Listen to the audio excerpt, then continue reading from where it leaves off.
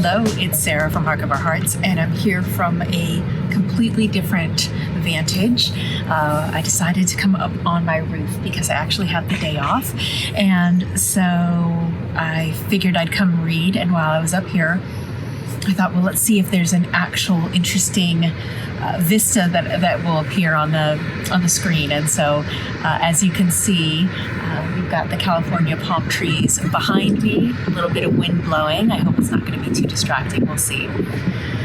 I thought this might be a good change only because I didn't get a ton of reading completed this week, so this may make up for it. Let's talk about what I read. So as you know, in this type of video, I talk about what I read this week, what I'm currently reading, and potentially could read next week based on my mood. I have a lot of books in motion, but as happened, I didn't complete a lot. I did complete 2. So the first one I completed was Planetfall Volume 1, and this is by Emma Newman. I thought this was a really, really great book. I'll continue with the series. It's a science fiction book with a female protagonist, and what I really liked about what was done was the trope was really expanded. We have a lot of character development. We have a lot of interesting people at play. It's almost like a cult story set on a different planet, and there are some forces at play for control of the community.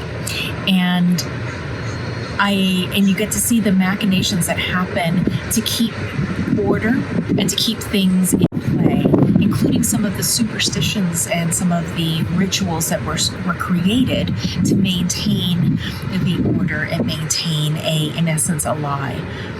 And I think it was really well done. I did the audiobook, and Emma Newman read. She did the narration, and she was phenomenal. I thought the main character was fantastic. She's a scientist and an engineer and someone who can create things, and she just has a great, very, very interesting mind. But she's also very, very deeply troubled.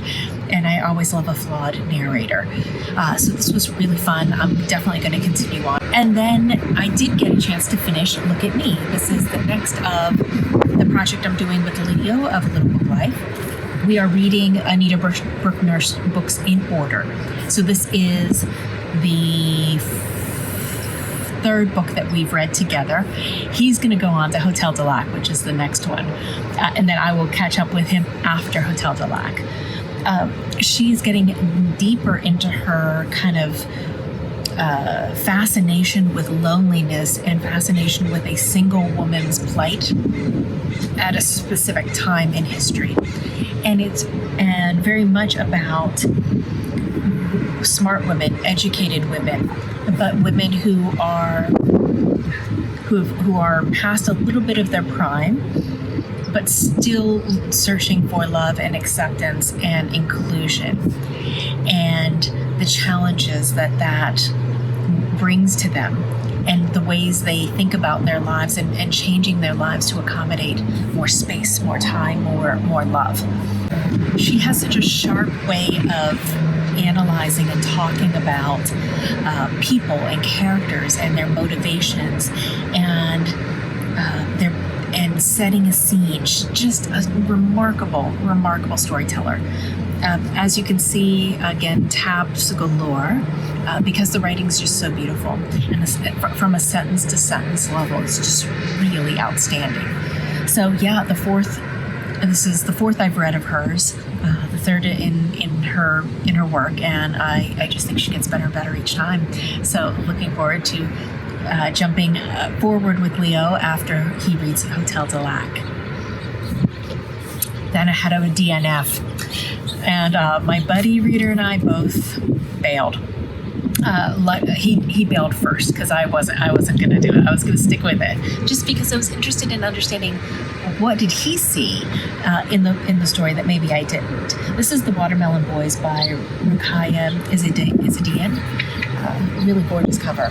It's a debut novel, and it's really telling the lives of some Baghdadis who are. It's in a period between 1915 as there's independence is trying to be won for Iraq, and then we also have a parallel storyline: a Welshman who's brought into the war based on he really being pushed out from his mother and stepfather. And I never really got to the point where we started to see those two parallel lines start to converge. But there was a scene of really the only character that I really, really liked, which was a feisty young woman named Aisha. And the scene of her death was so preposterous and so ridiculous that I just couldn't. It was the second time the book lost credibility for me, and I usually suspend disbelief for a good long time, but it was too much. So when Sean sent his message over that he was bailing, I said, okay, done. I would read it through to see what he thought, but it wasn't worth me striving on for. So bummer. Now let's talk about what I am reading. So I had my first check-in of the Female Quixote. This is also Adventures of Arrabella. This is by Charlotte Lennox, and this is just such a fun romp. It is really, really ridiculously amusing. So just as we have with Don Quixote, you've got this very confused, very mixed up protagonist who really has been educated through these romance novels and isolated from society and fawned upon. It comes from incredible wealth and privilege. She has been isolated from the world, and so her expectations of what she thinks should be happening in romance are completely ludicrous. I mean, so ludicrous. And so we are laughing with and at her as we're reading through this book. It is so much fun. I am having a joyous time reading this and enjoying it with my buddy readers as we're doing this in a group. So continuing on with this, then I am at the home stretch of Cloudstreet by Tim Winton. I'm reading this with Greg from Supposedly Fun. I have to admit, I don't really know about this. There are some things that I really like about this, but I have to say that the portions that contain like a magical realism feel lose me every damn time. And I think it's because it feels like there's no rhyme or reason. It feels scattershot and not purposeful and thoughtful. And there are so many loose aspects that I can't figure out how they work their way in or why they're there. And I think at this stage in the book, that should be more clear than it is to me at this point. So I'll finish it because we're already 3/4 of the way through. But Greg and I both said that if we get annoyed like we did before, we're both cutting bait and leaving it. So we'll see. Does this make it through to next week? I don't know. We'll see.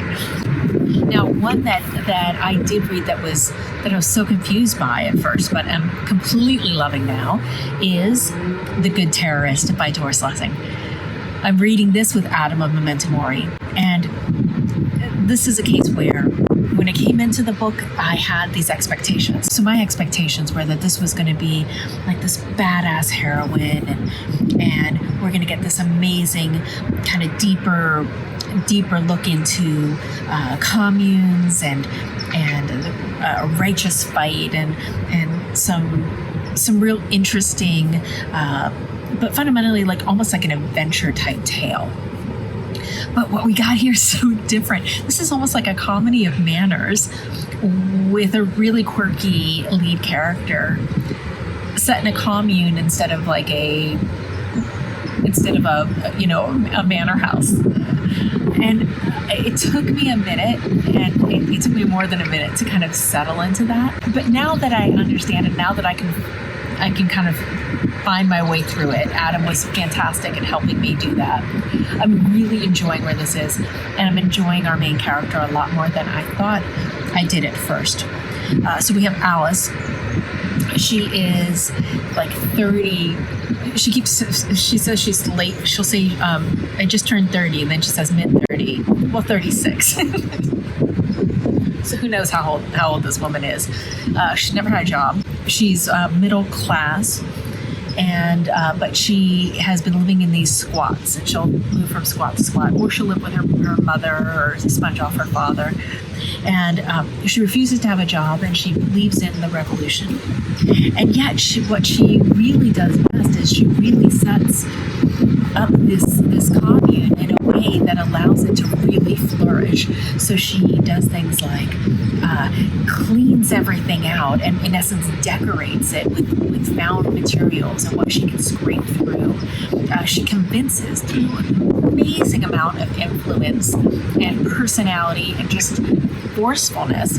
She convinces authorities to continue to let these people live in this squat rent-free. And we're at the point where we're about halfway through, where I think her talents are going to be tested in new ways for the revolution, but we shall see. We shall see. Really enjoying this, and I'm going to continue on with this with bated breath to see what happens. So that's what I'm currently reading. I have a few books that I think I might pick up that are kind of piquing my interest. This one, I really feel like I need to get into some German books. I haven't read any more for Read German Books 2020. And this is Irmgard Keun's Gilgi, One of Us. Gilgi, I really think I'm saying that wrong. So this is a nice little thin sliver, so I might try this. I think I'm going to go in for Dominicana by Angie Cruz. We're going to be reading this for my In Real Life book club. We're switching over to the Women's Prize shortlist from this previous year.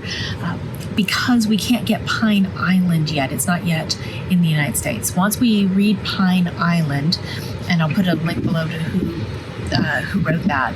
I think it's a German book, but it hasn't yet been published in the U.S.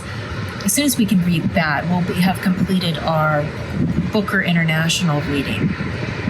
So we decided that we don't want to wait. We're going to keep going. So we're going to read the Women's Prize, and this is what we decided to read immediately.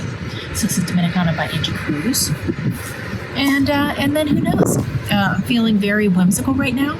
I don't know what's going to pique my interest and excite me, but we'll see, won't we? I'm definitely hoping for some gorgeous weather this weekend, so I can read up here on my roof and enjoy it a little bit more and get some sun. So I hope you're well. I hope you're healthy. Please let me know if you have any experience with any of these books. I have a book haul coming up, and I also am going to be doing my final check-in for the In-Deep Conversation with Ducks Newburyport, and that will be coming out tomorrow or Sunday. I got really busy at work and didn't get a chance to do the third part of that series, so that'll be coming out. And other than that, please stay well, stay indoors, or maintain social distance, wash your hands, and don't touch your face. That's it for me. Thanks so much, and talk to you later. Bye.